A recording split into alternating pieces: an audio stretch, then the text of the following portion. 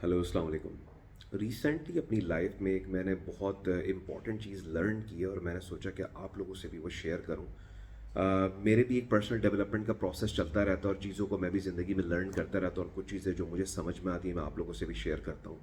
एक चीज़ जो मैंने रिसेंटली करना शुरू की है वो है, जिस तरह हमारे कंप्यूटर के अंदर एक डिलीट बटन होता है, बैक स्पेस होता है कि जो भी अनवांटेड चीज़ें होती हैं वो हम अपनी लाइफ से निकाल देते हैं। इस तरह हमारी ज़िंदगी के अंदर बहुत सारे लोग हैं जो अनवांटेड हैं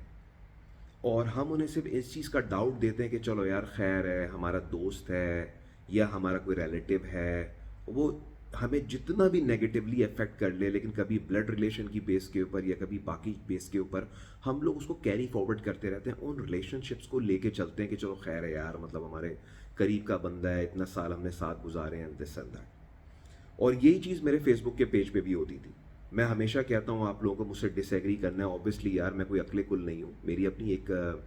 पर्सपेक्टिव है मेरी लाइफ का, आप लोग मुझसे डिसएग्री कर सकते हैं। मैं कभी किसी को गाली नहीं देता, मैं अगर किसी की फेसबुक वॉल के ऊपर कुछ लिखना होता है हम्बली उससे डिसएग्री करता हूँ, अपना पॉइंट ऑफ व्यू प्रेजेंट करता हूँ and I always welcome other people as well. पर उसमें से आपको पता है हमारे तरह पे कुछ बदतमीज़ लोग होते हैं जो आके अक्सर गालियाँ भी देना शुरू कर देते हैं, the kind of abusive language they use.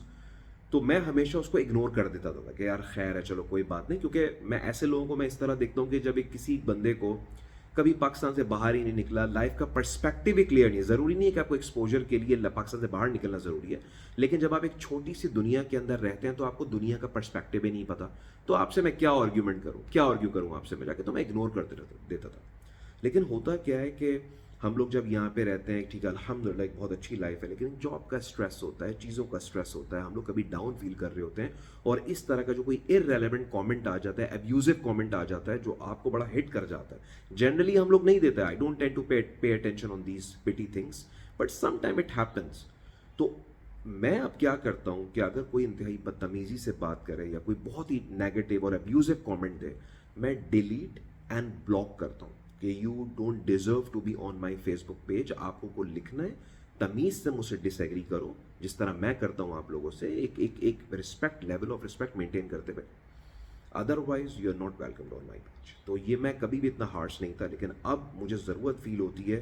कि ऐसी तमाम नेगेटिविटी को अपनी सराउंडिंग से निकालना, ताकि मेरा माइंड पॉजिटिव रहे और अच्छी बातें सोचे।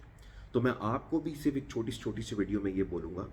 Take decisions to remove negativity in your life. कोई भी ऐसी चीज़ जो नेगेटिविटी प्रेजेंट कर रही हो, ज़्यादातर लोग प्रेजेंट करते हैं, आप किसी ऐसे बंदे को फॉलो करते हैं जो लाइफ की ऐसी चीज़ दिखाता है कि बहुत ज़बरदस्त है और आपको उसको नेगेटिवली आप अफेक्ट हो रहे हैं उससे, भले वो अच्छी बात है क्यों ना बोल लो, लेकिन आपको नेगेटिवली आप उससे अफेक्ट हो रहे हैं, आप कुछ अरसे के लिए उससे दूर हो जाए।